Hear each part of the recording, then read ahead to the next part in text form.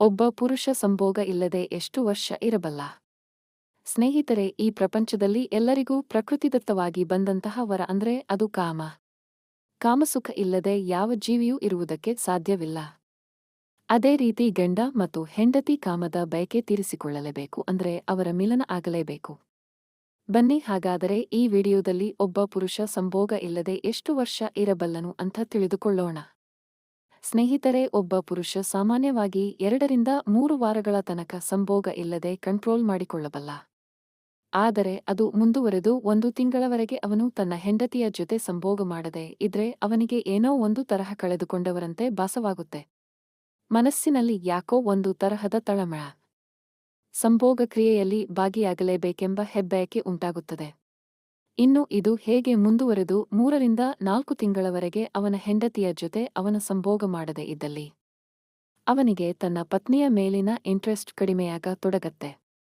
ಹೊರಗಡೆ ಬೇರೆ ಹೆಂಗಸರನ್ನ ನೋಡುವುದಕ್ಕೆ ಶುರು ಮಾಡ್ತಾನೆ. ಕೆಟ್ಟ ದಾರಿ ತುಳಿಯುವುದಕ್ಕೆ ಅವನ ಮನಸ್ಸು ಹಾತೊರೆಯುತ್ತಿರುತ್ತದೆ. ಕಾಮ ಅನ್ನೋದು ತಡೆದುಕೊಳ್ಳಲಾಗದಷ್ಟು ಅವನನ್ನ ಕಾಡತೊಡಗತ್ತೆ. ಈ ಕಾರಣಗಳಿಂದಾಗಿ ಪುರುಷನು ಸಂಭೋಗಕ್ಕಾಗಿ ನಾನಾ ತರಹದ ಕಸರತ್ತುಗಳನ್ನು ಮಾಡತೊಡಗುತ್ತಾನೆ. ಮನೆಯಲ್ಲಿ ಹೆಂಡತಿಯ ಜೊತೆಗೆ ಕಿರಿಕಿರಿ ಉಂಟಾಗುತ್ತದೆ. ಜಗಳಕ್ಕೂ ಮುಂದಾಗುತ್ತಾನೆ. ಅವನ ಮನಸ್ಸಿಗೆ ಇನ್ನಿಲ್ಲದಂತೆ ನೋವಾಗತೊಡಗುತ್ತೆ. ಕೆಲಸದಲ್ಲಿ ಕೂಡ ಅವನಿಗೆ ಮೊದಲಿನ ತರಹ ಇಂಟರೆಸ್ಟ್ ಇರುವುದಿಲ್ಲ. ಹೀಗೆ ಒಬ್ಬ ಪುರುಷ ಕಾಮದ ಆಸೆ ತೀರಿಸಿಕೊಳ್ಳುವುದಕ್ಕೆ ಇನ್ನಿಲ್ಲದಂತೆ ನಷ್ಟ ಅನುಭವಿಸುತ್ತಾ ಹೋಗುತ್ತಾನೆ. ಈ ವಿಡಿಯೋದ ಮುಖಾಂತರ ಹೆಂಗಸರಿಗೆ ಹೇಳಲು ಬಯಸುವುದೇನು ಅಂದ್ರೆ, ಗಂಡನ ಮನಸ್ಸನ್ನು ನೋಯಿಸಬೇಡಿ. ಅವನಿಗೆ ಕಾಮಬಯಕೆ ಹೆಚ್ಚಾದಾಗ ಅವನಿಗೆ ಕಾಮಸುಖವನ್ನು ನೀಡಿ ಸಂಭೋಗ ಕ್ರಿಯೆಯಲ್ಲಿ ಮನಸಾರೆ ಭಾಗಿಯಾಗಿ. ಗಂಡ ಮತ್ತು ಹೆಂಡತಿ ಅನ್ಯೋನ್ಯತೆಯಿಂದ ಇರುವುದಕ್ಕೆ ಸಂಭೋಗ ಕ್ರಿಯೆ ತುಂಬಾನೇ ಮುಖ್ಯ. ಅದು ನಿಮ್ಮ ಸಂಬಂಧವನ್ನು ಮತ್ತಷ್ಟು ಗಟ್ಟಿಗೊಳಿಸುತ್ತೆ ಅಂತ ಹೇಳುತ್ತಾ ವಿಡಿಯೋ ಮುಗಿಸುತ್ತಿದ್ದೇವೆ. ಸ್ನೇಹಿತರೆ, ಈ ಮಾಹಿತಿ ನಿಮಗೆ ಇಷ್ಟ ಆಗಿದೆ ಅನ್ಕೋತೀವಿ.